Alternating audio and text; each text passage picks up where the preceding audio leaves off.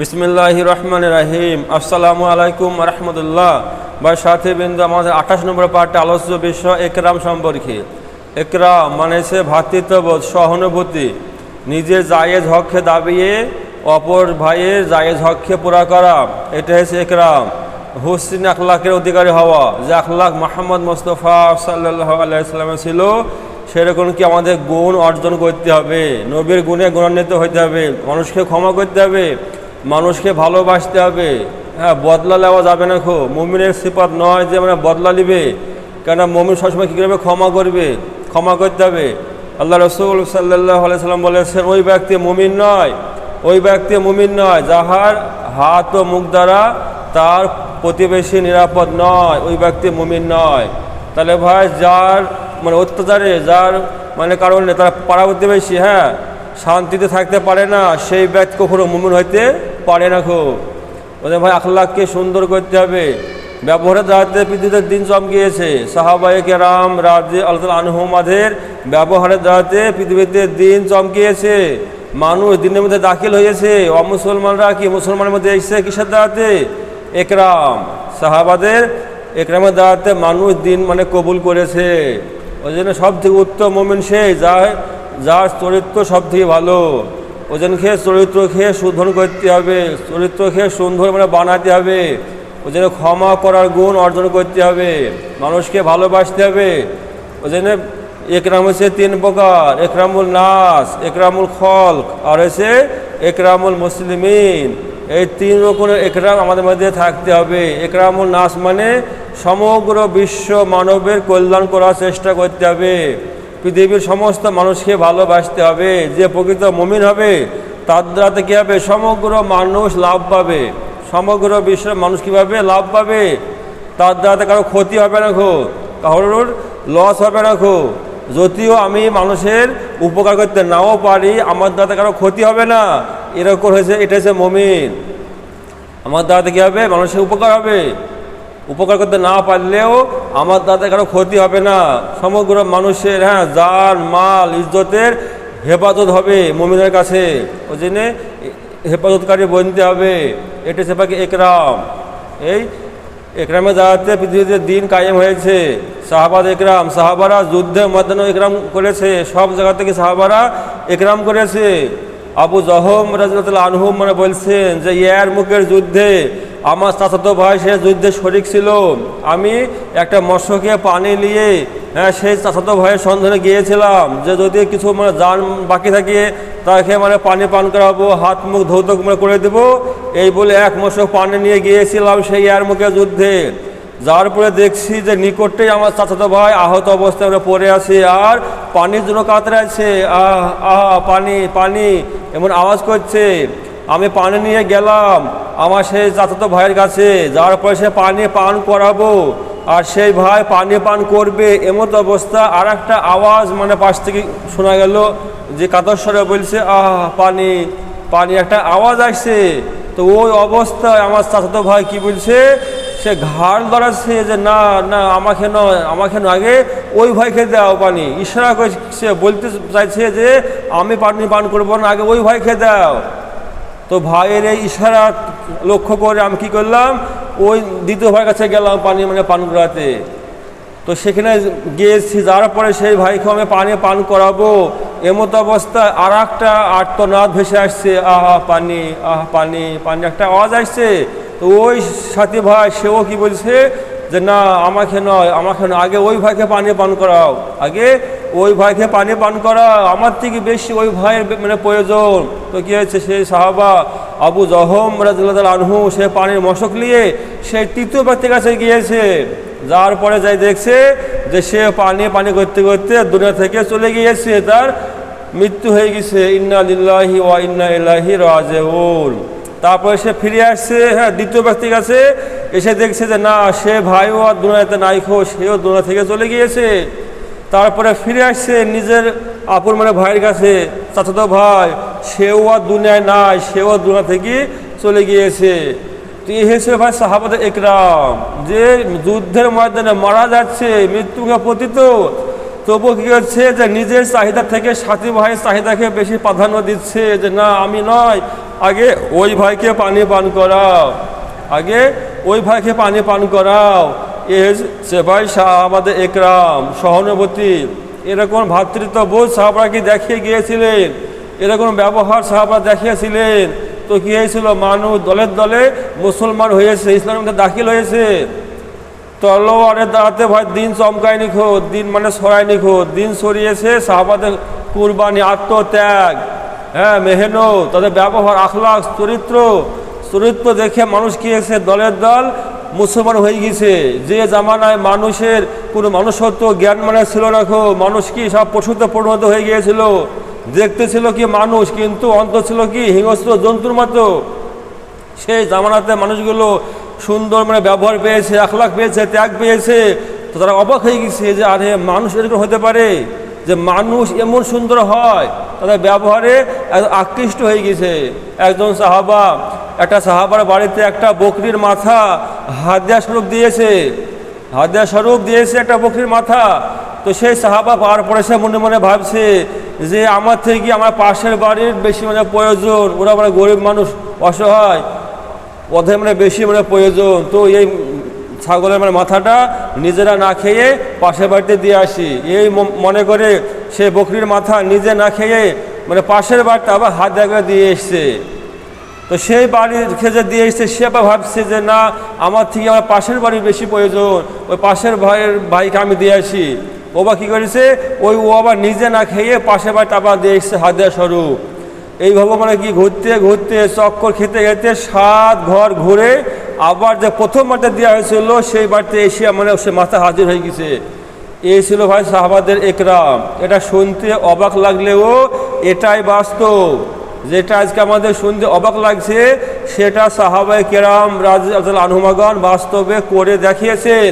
কিয়ামত পর্যন্ত আনেওয়ালা দুনিয়ার সমগ্র মানুষের জন্য একটা একরামের নজির মানে স্থাপন মানে করে গিয়েছেন সাহাবায়ে কেরাম রাদিয়াল্লাহু আনহুমা, যার জন্য আল্লাহ রাসূল সাল্লাল্লাহু আলাইহি সাল্লাম বলেছেন যে আসহাবিকা নুজুম, এক তো দায়িত্ব এত দায়িত্ব, যে আমার একটা সাহাবা আকাশে নক্ষত্র সমতুল্য।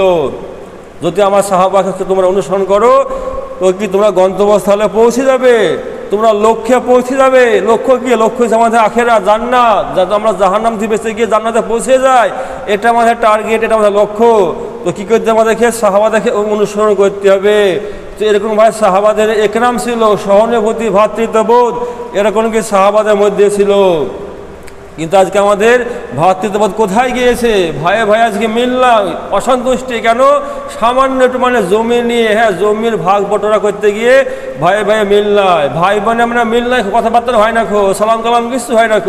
কি অবস্থা! কিন্তু হাদিস পাকে কি এসছে, কত হাদিস পাকে কি মানে কঠিন সতর্কবাণী এসছে যে যে যারা কি দুজন মানে ভাই যে 3 দিন মানে ঝামেলা করে, 3 দিন কোনো সালাম কালাম মানে করে না, মিল মিস করে লাই না, রাগ করে থেকে যায়, এমতো অবস্থা যদি 3 দিন পার হয়ে যায় তো মারা গেলে কি হবে? জাহান্নামে যাবে।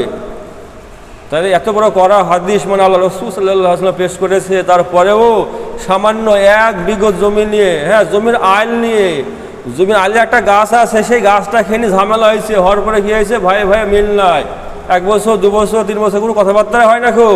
আর আমরা দাবি করছি আমরা মুসলমান, ভাইরা মুসলমান। আমরা বলতে পারিনি যেহেতু আমরা মায়ের পেটের ভাই, তো ঠিক আছে 1 বিঘা তো জমি, ঠিক আছে ভাই তুই লে, ঠিক আছে ভাই এখানে মানে আইল হবে তুই মানে লে, এটা কিন্তু আমরা বলতে পারিনি। সে আত্মত্যাগ আমাদের নাই, আমাদের আজকে সেই আত্মত্যাগ নাই ভাই।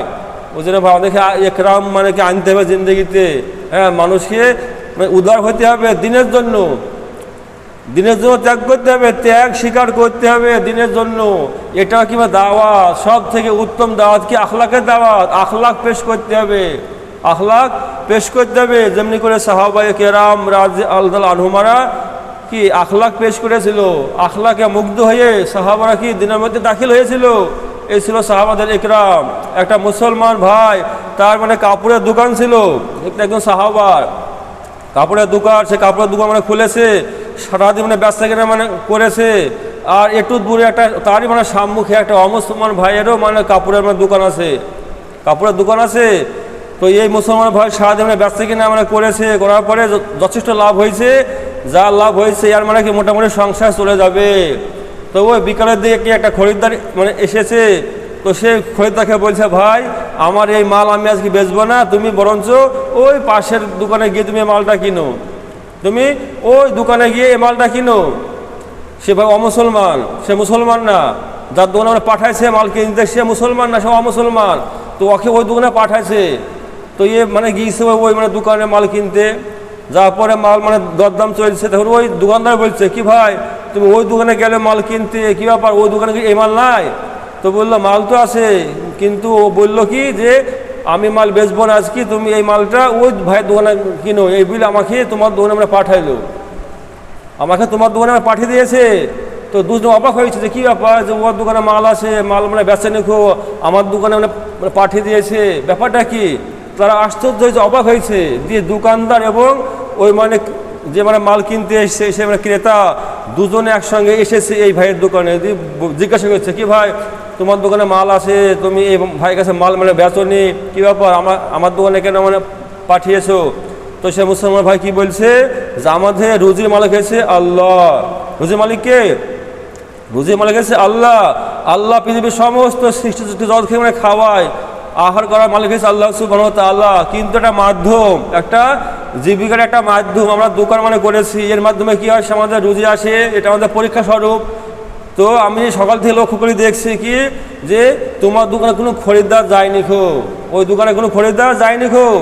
আর সে ভাই কি মানে দোকানে মানে বসে আছে খুলে খরিদ্দার আসাতে, তার বাড়িতেও কি আছে, ছেলে মেয়ে আছে, বিয়ে বাচ্চা আছে, তারাও আশায় আছে যে আমার স্বামী মানে আসবে বাজার থেকে টাকা পয়সা নিয়ে আসবে, হ্যাঁ কিছু মানে সামান কিনে নিয়ে আসবে, যাতে রান্না বান্না করবো খাবো, এই আশায় তারা আমরা বসে আছি। তার ছেলে মেয়ে এবং তার বিয়ে বাচ্চা সে আশায় মানে তাকিয়ে আছে। আর যদি আজকে খালি হাতে ফিরে যদি বাড়িতে ব্যবসা কেনা না হয় তাহলে কি হবে? এ ভাই তো মানে অন্তত মানে ফেটে যাবে। যার জন্য আজকে আমি সারাদিন যা ব্যবসা কেনা করেছি আমার যথেষ্ট হয়ে গেছে। ওই জন্য আমি চেয়েছিলাম কি যে এই কিছু বেচা কেনা ওই ভাইয়েরও হোক, যাতে ওই ভাইও কিছু সামান টামান কিনে নিয়ে বাড়িতে যেতে পারে। এই জন্য আমি ওই ব্যবসায়ীকে ওই ভাইয়ের বাড়িতে আমরা পাঠিয়েছি। তো এই যে ভাই সাহাবায়ে একরাম, তো ওই দুই ব্যক্তি অবাক হয়ে গেছে যে তোমার এরকম মানে ধারণা, তোমার এরকম মানে চিন্তা ভাবনা, তুমি এরকম মানুষ, তো এই শিক্ষা তুমি কোথায় পেয়েছো? এই শিক্ষা কে দিয়েছে? তো এই শিক্ষা দিয়েছে মুহাম্মদ মুস্তাফা সাল্লাল্লাহু আলাইহি সাল্লাম, যে পৃথিবীর সমস্ত মানুষকে কি ভালোবাসতে হবে, একরাম করতে হবে, সহানুভূতি দেখাতে হবে। তো তারা মুগ্ধ হয়ে গেছে যে এত সুন্দর মানুষ, মানুষ এরকম হয়। তো কি ব্যবহারে মুগ্ধ হয়ে কি বলছে, তুমি আমাকে নিয়ে চলো সে মুহাম্মদ মুস্তাফা সাল্লাল্লাহু আলাইহি সাল্লামের কাছে, আমরা কালেমা পড়ে মুসলমান হতে চাই। তবে কি হয়েছে, কালেমা পড়ে মুসলমান হয়ে গিয়েছে। সুবহানাল্লাহ। এই যেমন একটা মানে একরাম, একটা মানে ব্যবহার দেখিয়েছে, আখলাক পেশ করেছে। তো কি হয়েছে, মানুষ মুসলমান হয়ে গেছে কিসের কারণে? একরাম, ব্যবহার। ও যে ভাই আমাদের ব্যবহারকে সুন্দর করতে হবে।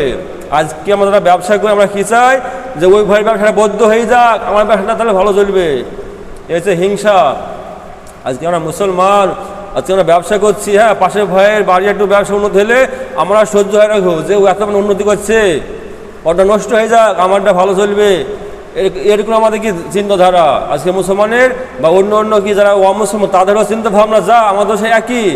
কিন্তু ভাই না, এমন করলে চলবে না। মুসলমান তো কি নিজেরটাকে যেমন ভাববে তেমন অপরটাকে ভাবতে হবে। নিজের কষ্ট খেয়ে মানে অপরের কষ্ট খেয়েও নিজের করে ভাবতে হবে, অপরের কষ্ট খেয়েও নিজের করে ভাবতে হবে। তবে কী হবে, মুসলমান হবে, তবে সে কি ইমানদার। ওই জন্য মানুষের পাশে দাঁড়াতে হবে, ব্যবহার দেখাতে হবে, ব্যবহার দিয়ে দাওয়াত মানে পেশ করতে হবে। শুধু মানুষের কাছে গিয়ে দাওয়াত দেওয়া এটা মানে উত্তম দাওয়াত নয়। দাওয়াত তো এটাই যে আখলাককে মানে দুরুস্ত করতে হবে, আখলাককে সুন্দর করতে হবে। মুহাম্মদ মুস্তাফা সাল্লাল্লাহু আলাইহি সাল্লাম যে আখলাক ছিল সে আখলাক জিন্দগিতে আনতে হবে, সে আখলাকে গুণান্বিত হয়ে উম্মতের কাছে পেশ হতে হবে। এটা হচ্ছে কি, এটা হচ্ছে দাওয়াত, এটা হচ্ছে উত্তম দাওয়াত।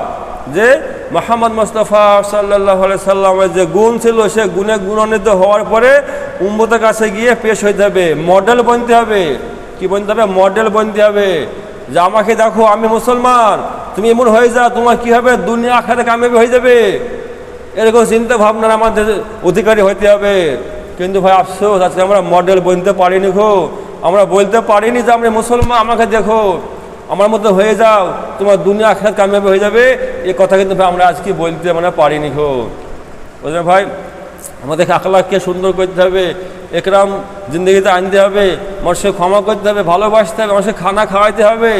হ্যাঁ, এটা হচ্ছে কি, মানুষকে খানা খাওয়াইতে হবে, তাহলে কী হবে, বহু সোয়াবের অধিকারী হওয়া যাবে, আল্লাহ পাকও কি রাজি খুশি হবে। সাহাবারা কত সুন্দর একরাম তারা মানে করেছে, বিশ্ব মানে বাসীর জন্য একটা নজির স্থাপন তারা মানে করে গিয়েছে। একদিন আল্লাহ রসুল সাল্লাল্লাহু আলাইহি সাল্লামের বাড়িতে মানে মেহমান এসছে, চিন্তা করেন যে দুজাহানের নবী মুহাম্মদ মুস্তাফা সাল্লাল্লাহু আলাইহি সাল্লাম তার বাড়িতে মেহমান এসছে, আর তার বাড়িতে কোনো খাবার নাই খো, তো এলান করছে যে কে আছে আমার এই মেহমানকে আজকে রাত্রের জন্য মেহমানদারি মানে করাবে। আসলে সেই সময় ভাই কি খুব অভাব ছিল, সাহাবাদের খুব অভাব ছিল, প্রাথমিক যুগে সাহাবাদের খুব অভাব ছিল, দিনের পর দিন সাহাবারা না খেতে গেছে, পেটে মানে পাথর বেঁধেছে, এরকম অবস্থা মানে গিয়েছে, এরকম কঠিন মানে পরিস্থিতি সাহাবারা মেনে নিয়েছে। আসলে কাউরি ঘরে খাবার নাই খো, এমন মানে পরিস্থিতি, তাহলে আসলে ঘরে খাবার নাই খো। তো একজন আনসারি সাহাবা সে কি বলছে যে রাসূলুল্লাহ আমি তৈরি আছি, আমি আপনার মেহমানকে নিয়ে যাব আজকে রাত্রে মেহমানদারি করানোর জন্য। তো সেই সাহাবা নিয়ে গিয়েছে বাড়িতে, নিয়ে যাওয়ার পরে তার বিবির সঙ্গে মানে মাশরা করেছে, কথা বলছে যে আল্লাহ রসুল সাল্লাল্লাহু আলাইহি সাল্লামের বাড়িতে মেহমান এসেছিল, আর আল্লাহ রসুলের বাড়িতে কোনো খাবার ছিল না, তাই সে মেহমানকে আমি নিয়ে এসেছি, তো আমাদের ঘরে কোনো খাবারের ব্যবস্থা আছে কি? তো বিবি কি বলছে, আল্লাহর কসম করে বলছি যে দুটো বাচ্চার খাবার ছাড়া আর কোনো খাবার নাই খো। কি বলছে যে খাবার যা আছে আমাদের বাড়িতে যে দুটো বাচ্চা আছে বাচ্চারই হবে, এর থেকে বেশি খাবার নাই খো। তো স্বামী স্ত্রী যুক্তি হয়েছে, কি বলছে যে তাহলে কি করো, ওই বাচ্চা খেয়ে মানে ঘুমিয়ে দাও, বাচ্চা খেয়ে সোয়াগ করে ঘুমিয়ে দাও, আর তুমিও খাবে না আমিও মানে খাবো না খো, সবাই অনহরে থাকবো, আর পুরো খানা ওই মেহমানকে খাইয়ে দেবো। কিন্তু ভাই সেই সময়টা নিয়ম ছিল কি যে মেহমান আর মেজমান একই সঙ্গে একই প্লেটে বসে খানা খাবে, এই সে নিয়ম ছিল। এবার দুজনকে একসঙ্গে বসতে হবে, কিন্তু খাবার যা আছে মানে দুজনে তো হবে না খো, তো কি মানে করা যাবে? তো বিবি মানে মাশওয়ারা দিচ্ছে, তোমরা কি করবে, তোমরা দুজনে ওই খানা প্লেটে বসে যাবে, খানা শুরু করবে, আর আমি ওই বাতিটাকে ঠিক করা বাহার নাই, আমি বাতিটা নিভিয়ে দেবো, এবার অন্ধকার হয়ে যাবে, আর তুমি কি করবে, তুমি সমস্ত খাবার না খেয়ে ওই মানে তুমি খাবার ভান করবে, তুমি মুখ মানে নড়াবে, খানা হাতে লাড়বে, আর মানে কি মুখে শব্দ করবে যে মনে হচ্ছে যে তুমি মানে খানা খাচ্ছ, এটা মানে মনে করবে, আর নিজে না খেয়ে সমস্ত খানা ওই মেহমানকে খাইয়ে দিবে। সুবহানাল্লাহ। তো ভাই কী হয়েছে, যেমন মানে পরামর্শ সেমনই কাজ তারা মানে করেছে, ওইভাবে অন্ধকারে কি বাতি মানে নিভিয়ে দিয়ে সমস্ত খানা ওই মেহমানকে খাইয়ে দিয়েছে। এই ছিল ভাই একরাম। যখন সকালবেলায় সেই সাহাবা গিয়েছে আল্লাহ রসুল সাল্লাল্লাহু আলাইহি সাল্লামের দরবারে, তা আল্লাহ রসুল সাল্লাল্লাহু আলাইহি সাল্লাম মিসকি হাসছে, আর কি বলছে যে গত রাত্রিরে তুমি মেহমানের সঙ্গে কেমন মানে ব্যবহার করেছো।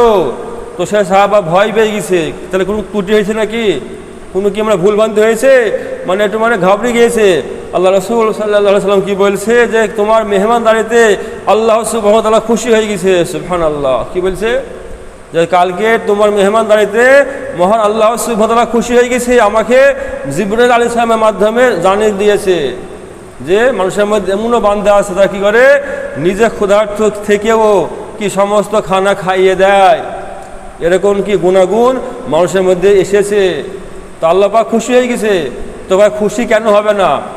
চিন্তা মানে করেন যে কত মানে কঠিন মানে একরা মানে করেছে যে নিজে খায়নি খো, মহাপতে বিবি খেয়ে মানে খানা খাওয়ায়নি খো, কলিজার টুকরো সন্তান। আজ তো মানুষ সন্তানের জন্য মানুষকে খুন করতে দিতে বাদ করছে না, মানুষকে ঘুষ মানে নিচ্ছে, মানুষকে ধোঁকা দিচ্ছে, মানে ভেজাল দিচ্ছে। কেন? ওই ছেলে মেয়ে সুখের জন্য, তাই কি না? আজকে মানুষ ছেলে মেয়ে সুখের জন্য কী করছে, মানুষকে মানে কি ধোঁকা দিচ্ছে, মালে ভেজাল দিচ্ছে, অন্যায় অত্যাচার করছে, চুরি ডাকাতি সব মানে মানুষ করতে বাধ্য হয়েছে সন্তানকে সুখে থাকার জন্য।